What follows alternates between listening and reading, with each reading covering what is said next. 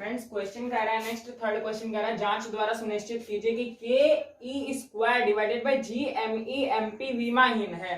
दिए गए अनुपात का मान बताइए। बोल रहा है prove that the given ratio is dimensionless and calculate the value of this ratio. ठीक है फ्रेंड्स, तो ये आपके पास जो रेशियो गिवन है ना फ्रेंड्स, जरा ध्यान से समझना आप इस रेशियो को। ये रेशियो आपका लिखा हुआ है K E square divided by G M E M P. तो फ्रेंड्स इसको आप कुछ इक्वेशन सपोज कर लो और उसके बाद मैं आपको एक चीज दिखाता हूं। यहां से आप देखोगे, इसको ऐसे जरा ब्लॉक में पैक कर दो। यहां से आप जरा देखो तो आपने अगर ग्रेविटेशनल फोर्स पढ़ी होगी या इलेक्ट्रोस्टैटिकल फोर्स, तो यहाँ पर इलेक्ट्रिसिटी वाली फोर्स के लिए मैं एफ ई लगा रहा हूं। वो होता है आपका 1/4 pi epsilon not Q1 Q2 divided by R square. क्योंकि यहाँ पर फ्रेंड्स बात हुई है इलेक्ट्रॉन एंड प्रोटॉन की। किसकी बात हुई है? इलेक्ट्रॉन एंड प्रोटॉन की। तो Q1 को हम लोग सपोज कर ले रहे हैं इलेक्ट्रॉन, सॉरी, एंड प्रोटॉन को Q2 को सपोज कर ले रहे हैं प्रोटॉन, क्योंकि प्रोटॉन और इलेक्ट्रॉन का चार्ज सेम होता है। तो Q1 और Q2 की जगह पर हम लोग क्या रखेंगे? इलेक्ट्रॉन एंड इलेक्ट्रॉन रखेंगे। ठीक है फ्रेंड्स, और इसको 1/4 पाई एप्सिलॉन नॉट को हम लोग बोल लेते हैं के। हम लोग क्या बोलेंगे यहाँ पर? के। तो ये हो जाएगा के। Q1 की जगह पर आप रखो Q, Q2 की जगह पर भी आप रखो इलेक्ट्रॉन अपॉन आर स्क्वायर। तो जो आपकी स्टैटिकल फोर्स आ जाएगी वो आएगी आपकी K E square divided by R square. इसको बोलो आप इक्वेशन 2। अगर आप ग्रेविटेशनल फोर्स का फॉर्मूला पढ़ के रखे हो तो वो F G is equal to होता है यहाँ से capital G m1 m2 upon R square, m1 m2 upon R square. तो m1 को आप सपोज कर लो यहाँ से मास ऑफ इलेक्ट्रॉन, m2 को सपोज कर लो आप मास ऑफ प्रोटॉन, क्योंकि यहाँ पर इलेक्ट्रॉन एंड प्रोटॉन की बात हो रही है। तो यहाँ से आपको Fg का फॉर्मूला क्या मिल जाएगा? Fg का फॉर्मूला मिल जाएगा GME अपॉन आर स्क्वायर। इसको सपोज कर लो आप इक्वेशन 3, इक्वेशन 2 एंड इक्वेशन 3। क्योंकि इलेक्ट्रॉन और प्रोटॉन की बात हो रही है बोथ केसेस में, तो डिस्टेंस वहां पर आपकी सेम रहेगी। अब आप क्या करो, इक्वेशन 2 को 3 में डिवाइड कर दो। इक्वेशन 2 डिवाइडेड बाय 3 यानी F E upon F G is equal to आपको मिल रहा है यहाँ से K E square divided by R square upon G M E M P upon R square. R square से आर स्क्वायर आपका cancel हो जाएगा। F E upon F G is equal to आपको मिला K E square upon G M E M P. ये ratio आपको मिल गया पूरा। फ्रेंड्स दिख रहा है ना आपको? K E square G M E M P F E upon F G. यानी कि अगर इसकी डायमेंशन की बात करो आप तो Newton upon Newton, force upon force, यानी कि ये जो आपकी क्वांटिटी आ गई टोटल, ये आपकी क्वांटिटी कैसी आई? ये आपकी क्वांटिटी है यूनिटलेस। कैसी क्वांटिटी है आपकी?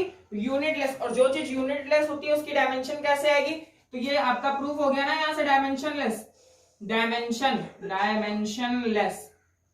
ठीक है फ्रेंड्स, डायमेंशनलेस।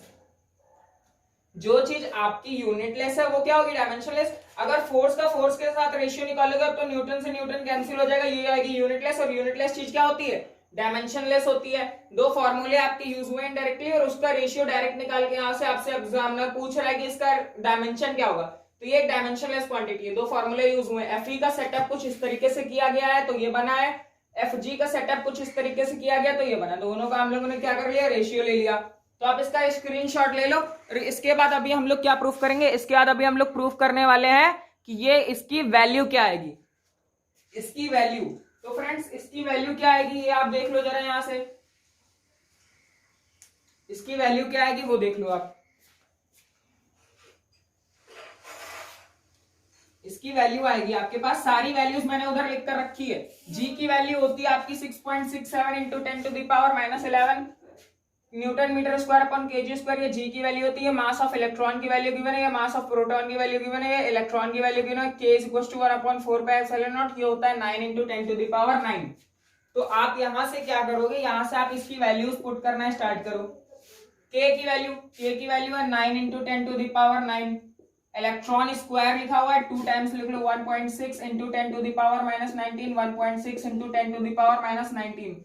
फ्रेंड्स जब बहुत बड़े बड़े कैलकुलेशन किए जाते हैं तो भी आपको दो तीन चीजों का ध्यान रखना होता है, वो मैं आपको बताने वाला हूं अभी। Mass of electron 9 into 10 to the power -31। Mass of proton आपका कितना हो जाएगा? मास ऑफ प्रोटॉन आपका गिवन है 1.67 इंटू 10 टू द पावर -27। तो ये 1.6 से 1.67 कैंसिल हो जाएगा, 9 से 9 कैंसिल हो जाएगा। ठीक है फ्रेंड्स, बहुत बड़े बड़े कैलकुलेशन में ये माइन्यूट वैल्यू नहीं हम लोग देखते हैं। अब यहाँ से हम लोग क्या करेंगे, जो वैल्यू बची हुई है उसको पहले लिखो। 1.6 ऊपर बचा हुआ है, नीचे बचा हुआ है 6.7। अब ऊपर पावर आप कैलकुलेट करो, -19 -31 -38, और -38 में से जब 9 जाएंगे तो माइनस के 29 बचेंगे। अगर आप नीचे कैलकुलेट करो तो नीचे आपका ये हो गया माइनस का 69, 10 टू दी पावर -69। सारी पावर आपकी माइनस की, -11 -31 -27, ये हो जाएगा 10 टू दी पावर -69। 69 पावर को जब आप न्यूमरेटर में ले जाओगे तो ये हो जाएगी आपके पास प्लस की पावर, और प्लस में से 29 जाएंगे तो 40 पावर बचेगी आपके पास। कितनी पावर बचेगी, पावर बचेगी वहां से आपके पास 40। डेसिमल से डेसिमल कैंसिल हो जाएगा, आपको मिलेगा 16/67 multiplied by 10 to the power 40। और यहां से आपको क्या मिलेगा, इसको जब आप डिवाइड करोगे तो ये आपको मिलेगा इक्वल टू में 0.24 इंटू 10 टू दी पावर 40। एक प्लेस डेसिमल आगे बढ़ा दो, एक पावर यहां से कम हो जाएगी, तो इस पूरी क्वांटिटी का जो वैल्यू आएगा वो ये आएगा। उस पूरी क्वांटिटी की वैल्यू कितनी है, ke² अपॉन GME/MP की वैल्यू जो आ रही है वो 2.4 इंटू 10 टू द पावर -39 आ रही है। क्योंकि ये डायमेंशनलेस है इसलिए मैंने यहाँ पर डायमेंशन इंडिकेट नहीं करी है। मोस्ट इंपॉर्टेंट क्वेश्चन है ये आपका। ठीक है फ्रेंड्स, फिजिक्स अगर आपको लगानी है ना तो सारी वैल्यूज आपको कंठस्थ होनी चाहिए।